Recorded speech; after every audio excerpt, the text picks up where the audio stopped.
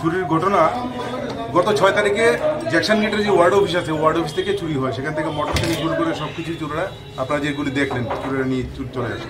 পরবর্তী সময়ে একটা স্পেসিফিক অভিযোগের মূলে আমরা একটা কেস নেওয়ার পর একটা টিম তৈরি করে দেওয়া হয় under the leadership of OC east Rana Chatterjee. তো এতে আমরা কি করি, আগের চুরির যে ঘটনাগুলি ঘটেছে ওখান থেকে আমরা মানে ইন্টারোগেশনে অনেকগুলি নাম আমাদের কাছে থাকে, সেগুলির মানে আমরা অ্যানালাইসিস করে আমরা একজনকে টার্গেট করি। তার নাম হচ্ছে সুনীল দেববর্মা।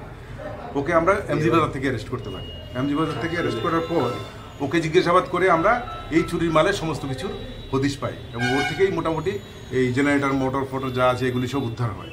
এবং তার বক্তব্য অনুযায়ী তার যে টোটাল গ্যাং আছে সেই গ্যাং থেকে আমরা টোটাল 6 জন অ্যারেস্ট হয় এই চুরির ঘটনায়। তো এদেরকে আমরা যখন পুরো গ্যাংটাকে যখন জিজ্ঞাসাবাদ করে শহরের বিভিন্ন এলাকায় বিভিন্ন মন্দিরগুলিতে যে চুরি হচ্ছে সেগুলি খোঁজখবর নেওয়া শুরু করি। কেননা কিছুদিন পূর্বে চন্দ্রপুর একটা কালী মন্দিরে সেখানে একটা চুরি হয়ে মার গলার এই সোনার চেন চুরি হয়েছিল। তো জিজ্ঞাসাবাদ করার পর ওরা সেটাও ডিসকাস করে এবং ওদের বক্তব্য অনুযায়ী আমরা অভিজিৎ দেবনাথ এবং সঞ্জয় রায় নামে 2 জনকে অ্যারেস্ট করি, যাদের কাছ থেকে ওই সোনার চেনটি উদ্ধার করা হয়, যেটা ওরা মানে ছিঁড়ে 2 টুকরো করে ভাগ করে নিয়ে গিয়েছিল। সোনার চেনও উদ্ধার করা হয়। তো এদেরকে আজকে কোর্টে পাঠানো হবে, রিমান্ড আনা হবে এবং জিজ্ঞাসাবাদ করে দেখা হবে অন্যান্য কোনো কেসে ওরা জড়িত আছে কিনা।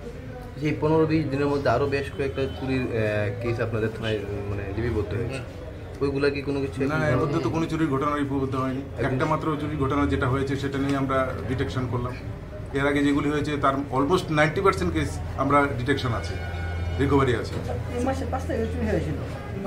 এই মাসে 6 তারিখে। আচ্ছা স্যার, দেখা যাচ্ছে যে